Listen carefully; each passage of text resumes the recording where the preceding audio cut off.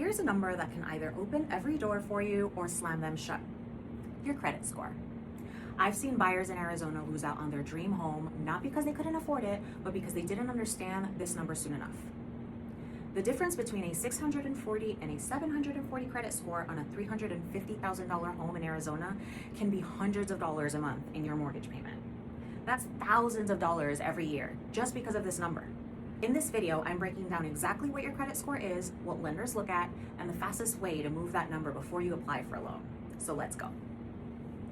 Your credit score is a 3-digit number between 300 and 850 that tells lenders how risky it is to loan you money. The higher the number, the lower the risk, and the better the terms you get. There are a few different scoring models out there, but for mortgage lenders, typically they use a version called FICO. And here's something a lot of people don't know. When mortgage lenders pull your credit, they actually pull all 3 major boroughs. That includes Experian, Equifax, and TransUnion. They take the middle score of those 3. Not the highest, not the average, not the middle one. That's the number they use. Here's what ranges mean for you as a buyer in Arizona.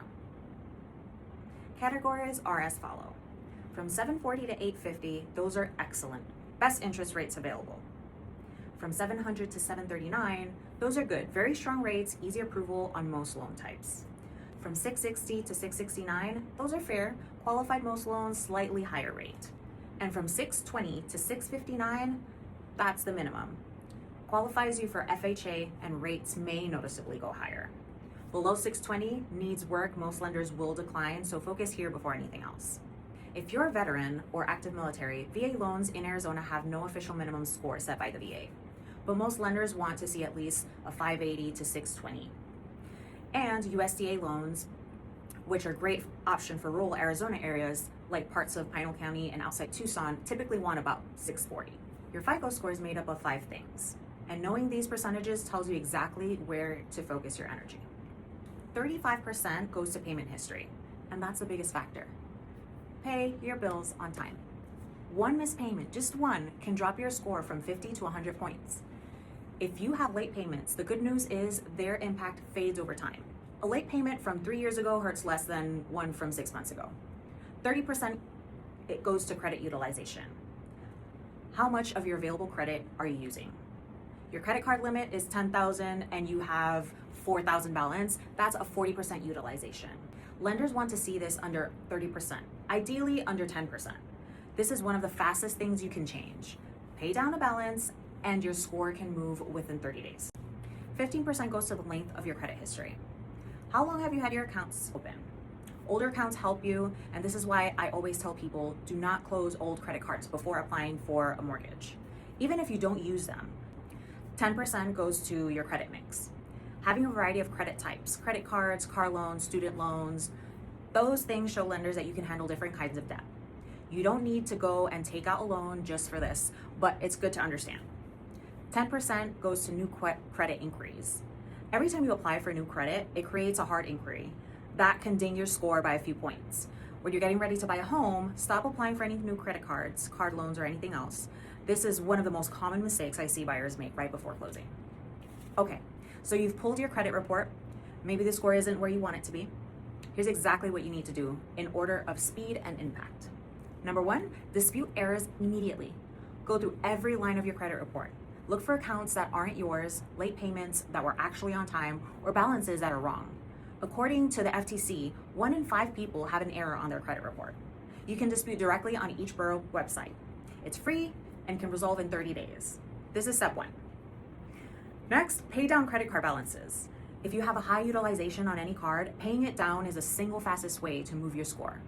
Focus on getting each card under 30%, then aim under 10%. If you have extra cash sitting somewhere, this is where you want to put it right now. Next, set up an auto pay for everything. One missed payment tanks your score. Set up auto pay for at least the minimum on every account. You can always pay more manually, but auto pay is your safety net. Number 4, don't close old accounts. I know it feels like cleaning up to close cards you don't use, but don't. Closing an account reduces your total available credit, which raises your utilization ratio, and it can shorten your average account age. Both hurt your score. Leave them open, just put them in a drawer. Freeze new credit applications. Once you've decided to buy a home, stop applying for anything new. No new credit cards, no new financing a car, no store credit at checkout. Every hard inquiry costs you points. Wait until after you've closed your home. Bonus tip, rapid rescore. Ask your lender about rapid rescore. If you pay down a debt or fix an error, a lender can submit updated information directly to the credit bureaus and get your score recalculated in as little as 3 to 5 business days instead of waiting a month. Not every lender offers this, but many do, and it can be a game changer if you're close to a better rate tier. Watch out for credit repair companies that promise to fix your score for a fee. Anything they can legally do, you can do yourself for free. Avoid them. Here in Arizona, the market moves fast. When a home hits the market in Phoenix or the East Valley, you might have days, sometimes hours, to submit an offer. That means you need your financing locked down before you fall in love with the home. Arizona lenders want to see a stable picture. If your score is on the edge, let's say 630, some local lenders will actually work with you on a plan to bump it up before you apply. Ask for that conversation. A good lender isn't just going to run you credit and tell you yes or no. They should sit down and walk you through what would change your rate. Also, worth knowing, Arizona has a first-time buyer program through the Arizona Housing Finance Authority. It's called Home Plus. That program offers down payment assistance and potentially reduces mortgage and insurance, but it does have minimum score requirements. We'll cover that in detail in our program episode, but keep in mind, as a reason, your score really does matter here. Here's your action plan from today. Pull your free credit report at annualcreditreport.com. Look for errors. Check your utilization on every card. Set up an autopay, and do not apply for anything new. Take these off your fingers as you say them. Do those 5 things this week, and you will be ahead for most first-time homebuyers out there. Next week, we're going to be tackling the question everyone asks me: how much home can I actually afford? I'll show you exactly how to run the numbers, including the real costs that most people forget to factor in.